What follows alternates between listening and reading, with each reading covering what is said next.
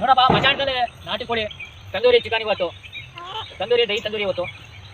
ಏನು ಮಾಮೂಲಿ 1 kg 1.5 kg ಇರ್ಬೋದು ಮತ್ತೆ ನಾವು ಮಾಡ್ತಾ ಇದೀವಿ ಇವತ್ತು. ಸ್ಕಿನ್ಲೆಸ್ಸು ನೋಡ್ರಪ್ಪ, ಸ್ಕಿನ್ಲೆಸ್ಸು ಬರೋದಾದ್ರೆ ಬನ್ನಿ, ಒಳ್ಳೊಳ್ಳೆ ಒಂದು ಪೀಸ್ ತಿನ್ಬೋದು. ನಮ್ಮ ಕೈಯಲ್ಲಿ ಆಗೋದಿಷ್ಟೇ, ದೊಡ್ಡದಂತೂ ತರೋಕ್ಕಾಗಲ್ಲ. ಬರ್ತೀರಾ? ಬರ್ರಿ ನೋಡೋಣ.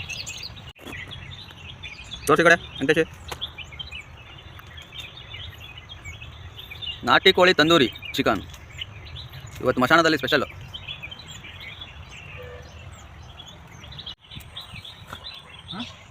ರೆಡಿ ಸ್ಕಿನ್ಲೆಸ್ ಬನ್ನಿ, ಇವತ್ತು ಮಾಡ್ಕೊಂಡು ತಿನ್ನೋಣ. ಏನೊಂದು ಅರ್ಧ kg ಐತೆ, 3 ತಂದೂರಿ ಕಟಿಂಗ್, ಮಶಾಣ ತಂದೂರಿ, ತಂದೂರಿ ಕಟಿಂಗ್, ತಂದೂರಿ ಮಸಾಲ ರೆಡಿ.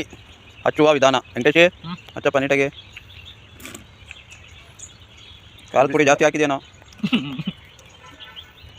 ಹಚ್ಚುವ ವಿಧಾನ ನಾಟಿ ಕೋಳಿ ತಂದೂರಿ ಚಿಕನ್.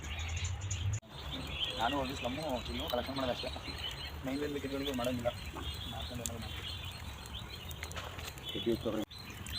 ತಂದೂರಿ ಚಿಕನ್ ಸುಡುವ ವಿಧಾನ ಚಟ್ರೆ ಸುಡ್ರಿ ನೀಟಾಗಿ. ತಿರ್ಸಿ ಇನ್ನು ತಿರ್ಸ್ರಿ ಕ್ಲೀನಾಗಿ.